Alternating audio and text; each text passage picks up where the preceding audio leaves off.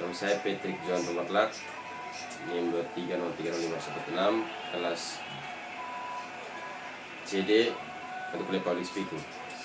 Saya akan melakukan pembahasan singkat yang dijelaskan oleh ini kemarin.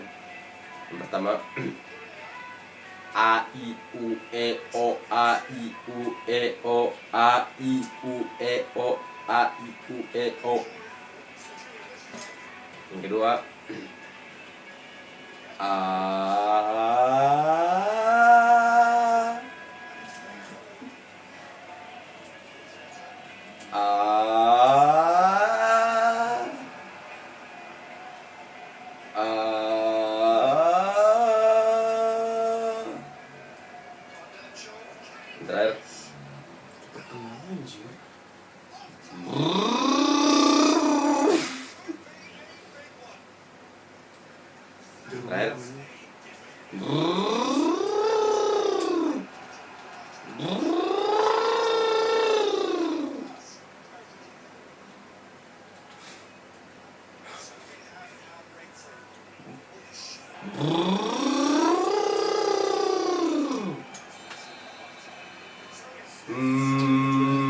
terakhir baik, tugas yang berikutnya terkait public speaking yang diberikan oleh Ibu Heni.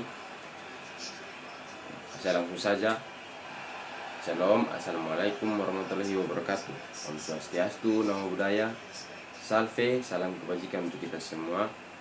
Terima kasih untuk Ibu Heni yang telah memberikan tugas public speaking ini kepada saya dan teman-teman. Terima kasih juga kepada tim mantap dan kepada Rizky yang sudah meminjamkan handphonenya untuk saya mengerjakan tugas ini.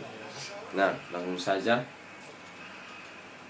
Pada kesempatan ini saya ingin mengangkat dan membicarakan soal isu kekerasan seksual, di mana kekerasan seksual merupakan sebuah masalah serius yang sering terjadi, namun masih kerap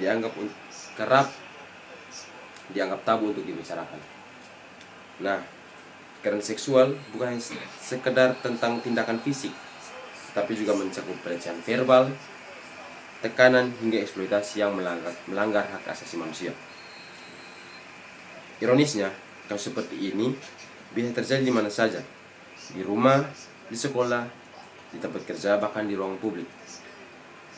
Korban kekerasan seksual seringkali mengalami trauma yang mendalam, baik secara fisik maupun psikologis. Namun, yang lebih menyedihkan, banyak korban yang justru merasa takut untuk berbicara. Banyak korban yang merasa takut untuk berbicara, mereka khawatir juga untuk disalahkan, tidak percaya akan lingkungan sekitar mereka ataupun keluarga, bahkan juga dikucilkan oleh orang-orang di sekitar mereka. Nah, dari hal ini kita harus menyadari bahwa kekerasan seksual bukan hanya kesalahan korban, tapi tidak ada satupun orang yang pantas diperlakukan secara tidak manusiawi. Oleh karena itu, penting bagi kita untuk membangun lingkungan yang aman, saling menghormati, dan berani bersuara untuk melawan ketidakadilan. Ada beberapa hal yang bisa kita lakukan. Yang pertama, kita dapat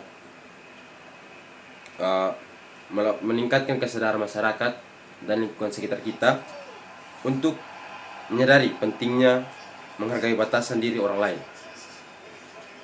Kedua, kita juga harus berani melaporkan,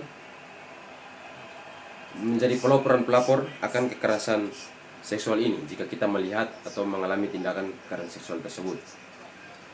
Nah, yang ketiga, kita tidak boleh menjadi pelaku.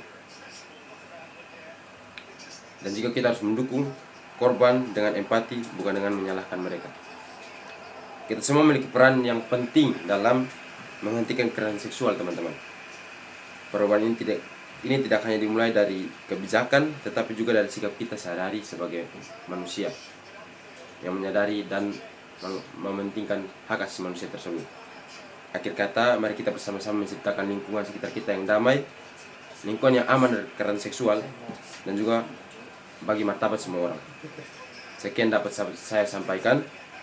Terima kasih atas perhatian dari dosen pengampu saya Ibu Heni dan juga teman-teman saya. Mantap ya. Shalom. Balik. Waalaikumsalam warahmatullahi wabarakatuh. Om Swastiastu, Namo Buddhaya. Salam.